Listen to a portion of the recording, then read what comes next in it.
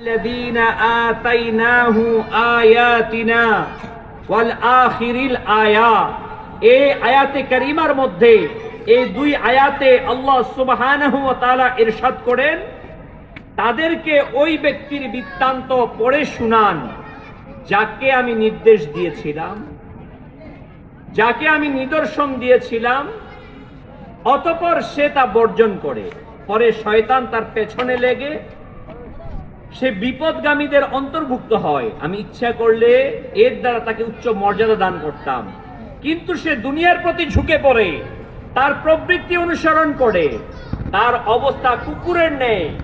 এর উপর তুমি বুঝা চাপালে সে হাঁপাতে থাকে, তুমি বুঝা না চাপালেও হাঁপাতে থাকে। সে সম্প্রদায় আমার নিদর্শনকে প্রত্যাখ্যান করে, তাদের অবস্থা এইরূপ। তুমি বৃত্তান্ত বৃত্ত করে যাতে তারা চিন্তা করে। প্রিয় ইসলামী ভাইয়েরা, আল্লাহ তাবারক ওয়া তাআলা এই আয়াতে কারিমার মাঝে বনি ইসরাইলের এক ব্যক্তির ঘটনাকে বর্ণনা করেছেন। হযরতে মূসা আলা নবিয়িনা ওয়া আলাইহিস সালাতু ওয়াস সালামের সময়কার সেই ঘটনা। মূসা আলা নবিয়িনা ওয়া আলাইহিস সালাতু ওয়াস সালামের সম্প্রদায়ের মধ্যে, বনি ইসরাইলের মধ্যে, মূসা আলাইহিস সালামের সম্প্রদায়ের দূরে আরেক যে সম্প্রদায় ছিল, সেখানে এক নেক ব্যক্তি ছিল, অত্যন্ত নেককার, আল্লাহওয়ালা, আল্লাহর ওলি ছিল, আল্লাহর বন্ধু ছিল। তার অবস্থা এমন ছিল যে তিনি হাত তুলে আল্লাহর কাছে মুনাজাত করলে আল্লাহ তাআলা তার মুনাজাতকে ফিরিয়ে দিতেন না। তিনি ছিল মুস্তাজাবুদ দাওয়া। মুস্তাজাবুদ দাওয়া বলা হয় তাকে, যার দোয়া আল্লাহ ফিরিয়ে দেন না। তার নাম ছিল বালআম বিন বাউরা। সে যখন আল্লাহ তাআলার কাছে দোয়া করত, আল্লাহ তাআলা দোয়া কবুল করতেন। অত্যন্ত নেক, পরহেজগার, মুত্তাকি ছিলেন বালআম বিন বাউরা। সে এমনই ভাবে সময় অতিবাহিত করতে লাগলো। তার অবস্থা এমন ছিল, উলামায়ে কেরাম লিখেছেন যে কমবেশ সে যখন দর্স দিত, শিক্ষা দিত, বয়ান করত, তার ছাত্র সংখ্যা এত ছিল যে ওই ছাত্ররা যে কলম দিয়ে লিখত, ওই কলমের দোয়াত ছিল 12,000 কমবেশ। কত ছিল? 12,000 দোয়াত। তার মানে কত সংখ্যক ছাত্র ছিল? কত হাজার ছাত্র একই সময় তারা লিখতেন। এত উঁচু মাপের ব্যক্তিত্ব ছিল বালআম বিন বাউরা। মূসা আলাইহিস সালাম তার সম্প্রদায়কে নিয়ে যখন ওই বালআম বিন বাউরার সম্প্রদায়ের মধ্যে অগ্রসর হলেন, কারণ বালআম বিন বাউরার সম্প্রদায়ের লোকেরা গুনাহগার ছিল, নাফরমান ছিল, আল্লাহ তাআলার বিরোধী ছিল। তাদেরকে নেকির দাওয়াত দেওয়ার জন্য যখন মূসা আলাইহিস সালাম অগ্রসর হলেন, তারা অগ্রসর হয়ে মূসা আলাইহিস সালাম তার সম্প্রদায় নিয়ে অগ্রসর হয়ে বললেন যে তোমরা নেকির দাওয়াত দাও অথবা যুদ্ধে আমাদের সম্মুখীন হও। তারা গ্রহণ করলেন না, বরং তারা বালআম বিন বাউরার দিকে গেলেন। বালআম বিন বাউরা ওই আলিম, ওই ওলি, তৎকালীন সময় সে ওলি ছিল, কিন্তু পরবর্তীতে তার করুণ অবস্থা, তার কাছে গেলেন, গিয়ে বললেন, হে বালআম বিন বাউরা, তুমি তো আল্লাহ তাআলার দরবারে অনেক বড় মকবুল বান্দা। তুমি যা দোয়া করো আল্লাহ তাআলা তোমার দোয়াকে কবুল করে নেন।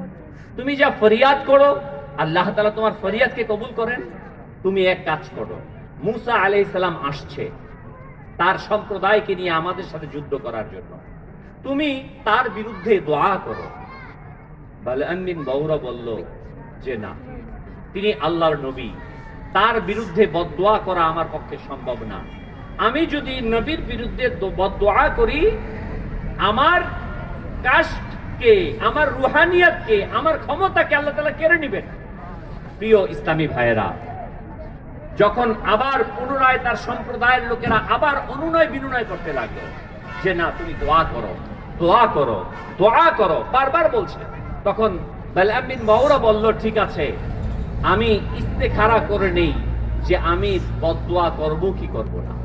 ইস্তেখারা করার পর সে বলল যে না, আমি নবীর বিরুদ্ধে দোয়া করতে পারবো না। তখন তার সম্প্রদায়ের লোকেরা বিভিন্নভাবে পরামর্শ করলো এবং বলতে লাগলো, একে কিছু উপহার দাও, তোহফা দাও, গিফট দাও, নজরানা দাও, ঘুষ দাও। যখন এরকম ভাবে তাকে কিছু উপঢৌকন দেওয়া হলো, দেওয়ার পর বলল, অনেক উপঢৌকন নিয়ে আসতো প্রচুর পরিমাণ, এবং বলল, এই যে এত পরিমাণ তোমাকে দিলাম, আরো এত এত সম্পদ তোমাকে দেওয়া হবে, তুমি মুসা আলাইহিস সালামের বিরুদ্ধে দোয়া করো, বদদোয়া করো। যখন ওই সম্পদ তার সামনে আসলো, ওই সম্পদের নেশায় ভূত হয়ে, শয়তানের ধোকায় পতিত হয়ে সে রাজি হয়ে গেল। সে যখন তার গাধার উপর আরোহণ করে বদদোয়া করার জন্য পাহাড়ের উপর উঠবে, গাধাকে উপর আরোহণ করেছে, নিয়ে যাচ্ছে, কিন্তু গাধা যেতে চাচ্ছে না। গাধাকে প্রহার করছে, কিন্তু গাধা বসে পড়ছে। গাধার জবান খুলে গেল, গাধা বলতে লাগলো, হে বালআম বিন বাউরা, তুমি কি করছো? কোথায় যাচ্ছ? নবীর বিরুদ্ধে তুমি বদদোয়ার জন্য যাচ্ছ, তুমি তো ধ্বংস হয়ে যাবে। কিন্তু বালআম বিন বাউরা মাথার উপর দুনিয়ার সম্পদ, দুনিয়ার মোহ, দুনিয়ার সম্পদ তাকে পাগল করে ফেলেছিল, অন্ধ করে ফেলেছিল। সে বলল, না, আমি যাব। গাধা থেকে নেমে সে হেঁটে হেঁটে পাহাড়ের উপর উঠতে লাগলো। প্রিয় ইসলামী ভাইরা, অতঃপর বালআম বিন বাউরা অগ্রসর হলো। সে হাত উঠালো আল্লাহ তাবারক ওয়া তাআলার দরবারে। যখন হাত উঠালো, মুসা আলাইহিস সালাতু ওয়াস সালামের বিরুদ্ধে সে দোয়া করবে, যেই শব্দ মুসা আলাইহিস সালামের বিরুদ্ধে বলবে, ওই শব্দ তার সম্প্রদায়ের বিরুদ্ধে চলে আসছে। মুসা আলাইহিস সালামের বিরুদ্ধে শব্দ যাচ্ছে না, বদদোয়াগুলো তার সম্প্রদায়ের বিরুদ্ধে চলে আসছে। তার সম্প্রদায়ের লোকেরা বলছে, হে বালআম বিন বাউরা, তোমার কি হলো? তুমি আমাদের বিরুদ্ধে কেন বদদোয়া করছো? সে বলছে, আমি তো চেষ্টা করছি মুসা আলাইহিস সালামের এবং তার সম্প্রদায়ের বিরুদ্ধে দোয়া করতে, কিন্তু আল্লাহ সুবহানাহু ওয়া তাআলা আমার শব্দকে, মুখকে ফিরিয়ে দিয়েছেন। প্রিয় ইসলামী ভাইয়েরা, যখন বদদোয়া করতে লাগলো, তার জিহ্বা মুখ থেকে বের হয়ে বুক পর্যন্ত ঝুলে গেল, তার চেহারা বিকৃত হয়ে গেল। প্রিয় ইসলামী ভাইয়েরা, অতঃপর বদদোয়া করার ফলে আল্লাহ সুবহানাহু ওয়া তাআলা তার কাছ থেকে নূরকে কেড়ে নিলেন, ঈমানকে কেড়ে নিলেন। এক পর্যায়ে এমন অবস্থা হলো যে এই বালআম বিন বাউরা সে কুফরি করলো এবং বেঈমান হয়ে এই পৃথিবী থেকে বিদায় নিয়েছে। উলামায়ে কেরাম কিতাবের মধ্যে লিখেছেন, সেই পাহাড়ের অধিবাসী কিতমির যে যুবকদের সাথে কুকুর গিয়েছিল, সেজদায় অবনত হয়েছিল, কিয়ামতের ময়দানে ওই কুকুরকে বালআম বিন বাউরার সূরত দিয়ে ওই কুকুরকে জান্নাতে প্রদান করবে, আর কুকুরের সূরত নিয়ে এই বালআম বিন বাউরাকে জাহান্নামে নিক্ষেপ করা হবে। প্রিয় ইসলামী ভাইয়েরা, এই ঘটনা থেকে আমরা কি শিখলাম? যাকে আল্লাহ তাআলা এত উঁচু মাকাম দিয়েছিল, এত উঁচু স্থান দিয়েছিল, যাকে আল্লাহ তাবারক ওয়া তাআলা তার ওলিদের অন্তর্ভুক্ত করে নিয়েছিল, আল্লাহ তাআলার দরবারে যখন সে দোয়া করত, আল্লাহ তাআলা দোয়াকে কবুল করে নিত। যার হাজার হাজার ছাত্র ছিল, যার অগণিত অনুসারী ছিল, কিন্তু যখন ওই ব্যক্তি দুনিয়ার মোহাব্বত যখন যার দিলের ভিতর বসে গিয়েছে, যখন দুনিয়ার সম্পদের মোহাব্বত তার দিলের ভিতর এসে গিয়েছে, তখন সে সকল কিছুকে ভুলে গিয়েছে। আল্লাহ সুবহানাহু ওয়া তাআলার নাফরমানি করেছে, আল্লাহ তাআলার বিরোধিতা করেছে, আল্লাহর নবীর বিরোধিতা করেছে, আল্লাহর নবীর বিরুদ্ধে বদদোয়া করেছে। দুনিয়ার মোহাব্বত, দুনিয়ার ভালোবাসা, সম্পদের মোহাব্বত, সম্পদের ভালোবাসা ওই ব্যক্তিকে অন্ধ করে দিয়েছে। সর্বশেষ বেঈমান হয়ে সে পৃথিবী থেকে বিদায় নিয়েছে। কুরআন এটাকে আল্লাহ তাআলা বলেন, আলহাকুমুত তাকাসুর হাত্তা যুরতুমুল মাকাবির। সম্পদের অধিক বাসনা, সম্পদের অধিক মোহনা, মোহ তোমাদেরকে অন্ধ করে রেখেছে, যতক্ষণ না পর্যন্ত তোমরা কবরের মুখ না দেখো। বাস্তবিকই প্রিয় ইসলামী ভাইরা, আজ আমরা একে অপরে যেন আজ দুনিয়ার সম্পদের মোহে নিপতিত হয়েছি। আমরা একে অপরে সম্পদের জন্য প্রতিযোগিতায় লিপ্ত হয়েছি। বাস আমার সম্পদ দরকার, আমার টাকা দরকার, আমার ঘর দরকার, আমার বিল্ডিং দরকার, সেটা হালাল পন্থায় আসুক না হারাম পন্থায়, আমার কোনো পরোয়া নেই। সেটা সুদের মাধ্যমে আসুক কিংবা ঘুষের মাধ্যমে, কারোর সাথে প্রতারণা করে, কারোকে ঠকিয়ে, ভাইয়ের মাথায় বাড়ি দিয়ে, ভাইয়ের হককে নষ্ট করে, বোনের হককে নষ্ট করে, যেভাবেই হোক আমার দরকার টাকা, আমার দরকার সম্পদ, আমার দরকার বিল্ডিং। আমরা কেউ একটা ঘর আছে, আরেকটা ঘরের জন্য চেষ্টা করি। টিনের ঘর আছে তো বিল্ডিং এর জন্য চেষ্টায় লিপ্ত হই, বিল্ডিং আছে তো আরেকটার জন্য, একটা গাড়ি আছে তো আরেকটা গাড়ির জন্য, একটা ব্যবসায়িক সেন্টার আছে তো আরেকটা সেন্টারের জন্য। আমরা যেন একে অপরে প্রতিযোগিতায় লিপ্ত হয়ে গিয়েছি, হালাল হারামকে পরোয়া করছি না। কিন্তু না না প্রিয় ইসলামী ভাইরা, এই জিন্দেগি আমাদেরকে খুব শীঘ্রই শেষ হয়ে যাবে। হ্যাঁ হ্যাঁ হ্যাঁ, শুনুন শুনুন, খুব শীঘ্রই আমাদের হায়াত শেষ হবে। কিতাবের মধ্যে বর্ণিত হয় যে যখন আপনার আমার হায়াত শেষ হয়ে যাবে, মৃত্যুর সময় সন্নিকটে চলে আসবে, একজন ফেরেশতা আসবেন। ফেরেশতা কিতাবের মধ্যে আসছে, যদি ওই বান্দা নেককার হয়, যদি সে পরহেজগার হয়, যদি সে আশিকে রসুল হয়, হালাল ভক্ষণ করে থাকে, হারাম থেকে বেঁচে থাকে, গুনাহ থেকে বেঁচে থাকে, সে যদি আশিকে আউলিয়া, আশিকে রসুল হয়, প্রিয় ইসলামী ভাইরা, ওই ব্যক্তির জন্য সুবহানাল্লাহ সুবহানাল্লাহ, কিতাবের মধ্যে আসছে ওই ব্যক্তির জন্য জান্নাত থেকে একটি দস্তুরি, একটি সুন্দর পাত্রের মধ্যে উত্তম পোশাক, মখমলের খুশবুদার পোশাক, কাপড় নিয়ে ফেরেশতারা ওই ব্যক্তির সামনে হাজির হবে। কিতাবের মধ্যে আসছে ওই কাপড় থেকে খুশবু বের হতে থাকবে, ওই খুশবুতে মাতোয়ারা হয়ে যাবে চারদিক, তার থেকে আলো বিচ্ছুরিত হতে থাকবে, খুশবু বের হতে থাকবে। যখন ওই মৃত্যুর পথযাত্রী ব্যক্তি, নেককার ব্যক্তির সামনে ফেরেশতা ওই কাপড়ের পাত্রটি নিয়ে হাজির হবে, তার রূহটা ওই কাপড়ের খুশবুতে মাতোয়ারা হয়ে যাবে, আনন্দে সে মাতোয়ারা হবে।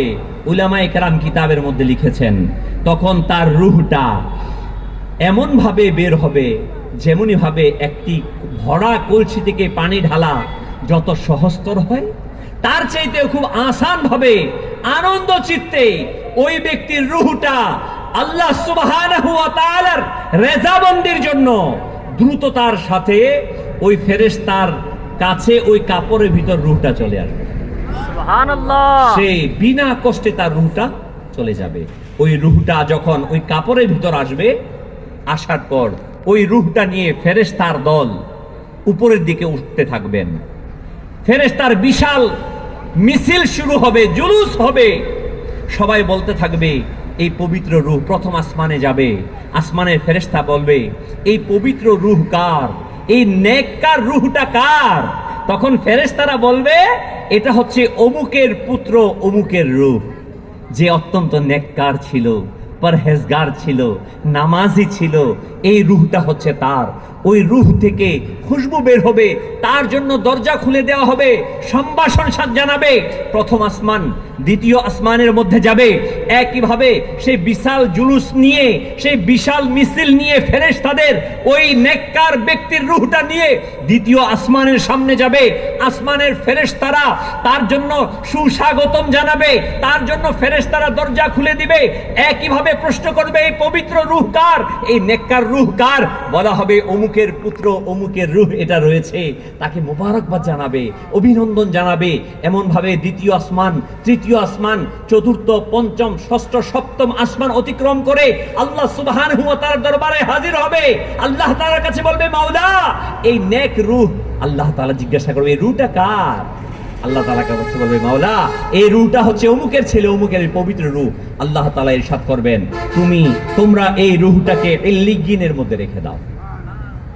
প্রিয় ইসলামী ভাইরা, হায় যারা নামাজ আদায় করবে না, যারা বেয়াদবে রসুল হবে, যারা আউলিয়া কেরামের বিরোধী হবে, যারা দুশমনের সাহাবা হবে, যারা ঘুষ গ্রহণ করবে, যারা সুদখোর হবে, যারা নবী সাল্লাল্লাহু আলাইহি ওয়াসাল্লামের সুন্নাতকে পরিহার করবে, নবী সাল্লাল্লাহু আলাইহি ওয়াসাল্লামের বিরোধিতা করবে, গুনাহগার হবে, নাফরমান হবে, বেঈমান হবে, ওই বেঈমান যখন মৃত্যুর মুখোমুখি হবে, উলামায়ে কেরাম লিখেন যে ওই ব্যক্তির জন্য একেবারে আলকাতরা মিশ্রিত কালো কুচকুচে একটি কাপড় নিয়ে ফেরেশতা তার সামনে আসবে।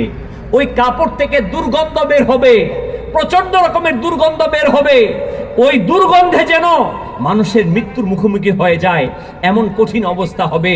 প্রিয় ইসলামী ভাইরা, যখন ওই বদকারের গুনাহগারের সামনে ওই ব্যক্তি যখন সামনে হাজির হবে, তখন তার রূহটা এদিক থেকে সেদিক পালাতে থাকবে। উলামায়ে কেরাম কিতাবের মধ্যে লিখেন, তার রূহটা পায়ের মধ্যে, হাতের মধ্যে বিভিন্ন জায়গায় দৌড়াতে থাকবে। ফেরেশতা তার বাহিনী নিয়ে হাত পা চেপে ধরবে, অতঃপর তার রূহকে টেনে হিচড়ে বের করবে। উলামায়ে কেরাম লিখেছেন যে একটি কাঁটাযুক্ত ডালকে যদি মানুষের মুখের ভিতর প্রবেশ করিয়ে দেয়া হয়, অতঃপর কেউ যদি হেঁচকা টান দিয়ে বের করে, প্রতিটি কাঁটার সাথে যেমনই ভাবে গোশতের টুকরা বের হয়ে আসবে, এমনই ভাবে প্রতিটি রগ থেকে, প্রতিটি পশমের গোড়া থেকে থেকে ওই ব্যক্তির রূহকে ছিঁড়ে আনা হবে, ছিনিয়ে আনা হবে। বলা হয়েছে একটি জীবিত খাসিকে যদি জবেহ না করে তাকে সিলা হয়, সে যেমন ভাবে দাপড়াতে থাকবে, ওই বৎকার ব্যক্তি এইভাবে দাপড়াতে থাকবে। 1000 তলোয়ার দিয়ে যদি কারো দেহের মধ্যে আঘাত করা হয়, যেভাবে সে কষ্ট অনুভব করবে, তার চাইতেও বেশি কষ্ট অনুভব হবে। ওই ব্যক্তির রূহকে টেনে হিচড়ে ওই কাপড়ের ভিতর, কালো কাপড়ের ভিতর নিক্ষেপ করা হবে। সে তার রূহ শরীর থেকে বের করার পর যখন নিক্ষেপ করবে, ওই রূহটা থেকে আরো প্রচন্ড দুর্গন্ধ বের হতে থাকবে। ফেরেশতারা একে একে দূর হতে থাকবে। প্রিয় ইসলামী ভাইরা, বলা হয়েছে যখন ওই ব্যক্তির রূহটা নিয়ে প্রথম আসমানের দিকে উঠবে, আসমানের সামনে যাবে, বলা হবে এই বৎকার ব্যক্তির রূহটি কার? বলা হবে অমুকের পুত্র অমুকের। ওই ব্যক্তির জন্য তখন প্রথম আসমানের ফেরেশতারা তার জন্য দরজা খুলবে না, তার প্রতি লানত দিতে থাকবে, তার প্রতি অভিশাপ দিতে থাকবে। আল্লাহ তাআলার কাছে ফরিয়াদ করা হবে। আল্লাহ তাআলা বলবেন এই ব্যক্তির রূহকে সিজ্জিনের মধ্যে নিক্ষেপ করে দাও। প্রিয় ইসলামী ভাইরা, ওই ব্যক্তির রূহকে সিজ্জিনের মধ্যে নিক্ষেপ করবে। হায় হায়, আমি জানি না আমার মৃত্যু কখন আসে, আজকেও আমার মৃত্যু হতে পারে। প্রিয় ইসলামী ভাইরা, প্রিয় ইসলামী ভাইরা, চিন্তা করুন। যন্ত্র